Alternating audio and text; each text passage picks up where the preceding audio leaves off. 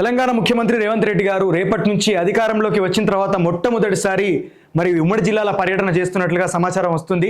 So ముందుగా తన సొంత జిల్లా అయినటువంటి మహబూబ్ నగర్ డిస్ట్రిక్ట్ నుంచి తన యొక్క పర్యటన ప్రారంభిస్తున్నట్టుగా విషయం తెలుస్తోంది.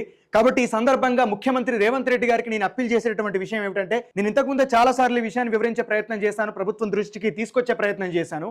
ఆదిలాబాద్ జిల్లా, ఉమ్మడి ఆదిలాబాద్ జిల్లా కొమురంభీం ఆసిఫాబాద్ పరిధిలో ఉన్నటువంటి దాదాపు సిర్పూర్ కాగజ్ నగర్ నియోజకవర్గంలో ఉన్నటువంటి 7 మండలాలు ఏవైతే ఉన్నాయో, బెజ్జూరు, కౌటాల, అదేవిధంగా రెబ్బెన, ఇలాంటి మండలాల పరిధిలో ఉన్నటువంటి గ్రామాలన్నీ కూడా ఇప్పటి వరకు స్కూల్స్ లేక, సరైనటువంటి రోడ్డు సదుపాయం లేక, వైద్య సదుపాయం లేక విపరీతమైనటువంటి కష్టాలను అక్కడ జనం అనుభవిస్తున్నారు. ఈ ఫారెస్ట్ యాక్ట్ వల్ల అక్కడ కొండ చర్యల్లో నుంచి రోడ్డు వేయలేనటువంటి పరిస్థితి ఉంది. అక్కడ అధికారులు అడ్డుకుంటా ఉన్నారు. ఇప్పటి వరకు స్థానిక నాయకులు ఎవరు కూడా విషయాల గురించి కేవలం ఎన్నికల సమయంలో మాత్రమే అక్కడ ఉన్నటువంటి ప్రజలకు హామీలను ఇచ్చి, ఆ హామీలను ఎన్నికల తర్వాత అధికారంలోకి వచ్చిన తర్వాత ఆ హామీలను విస్మరిస్తున్నారు.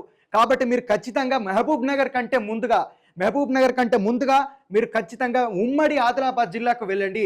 ఉమ్మడి ఆదిలాబాద్ జిల్లాలో ఉన్నటువంటి మారుమూల ప్రాంతాలు, బార్డర్లో ఉన్నటువంటి ప్రాంతాలకు వెళ్ళండి. అక్కడ ఉన్నటువంటి ప్రజల యొక్క సమస్యలను చూడండి, తెలుసుకోండి. ఇప్పటి వరకు ఈ విషయాన్ని నేను చాలాసార్లు ప్రభుత్వ దృష్టికి తీసుకొచ్చే ప్రయత్నం చేశాను.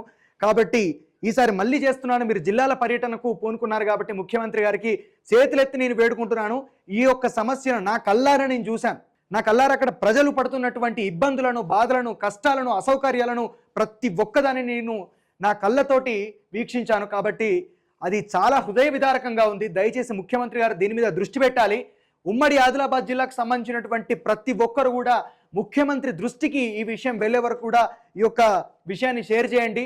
ఆదిలాబాద్ డిస్టిక్లో ఉన్నటువంటి ప్రతి విషయం గురించి కూడా మరి ఏఎన్ఆర్ స్టూడియోస్ తరపున ఇంతకు ముందు కూడా వాయిస్ ఇచ్చాం, ఇప్పుడు కూడా మేము వెన్నంటి నిలబడతాం. కాబట్టి ప్రతి ఒక్కరు కూడా ఈ విషయాన్ని షేర్ చేసి ఉమ్మడి ఆదిలాబాద్ డిస్టిక్లో ఉన్నటువంటి ఆ అసౌకర్యాల గురించి, రోడ్డు సదుపాయాల గురించి, విద్యా వ్యవస్థ గురించి, వైద్య వ్యవస్థ గురించి మరి ముఖ్యమంత్రి దృష్టికి తీసుకెళ్లే ప్రయత్నం చేద్దాం.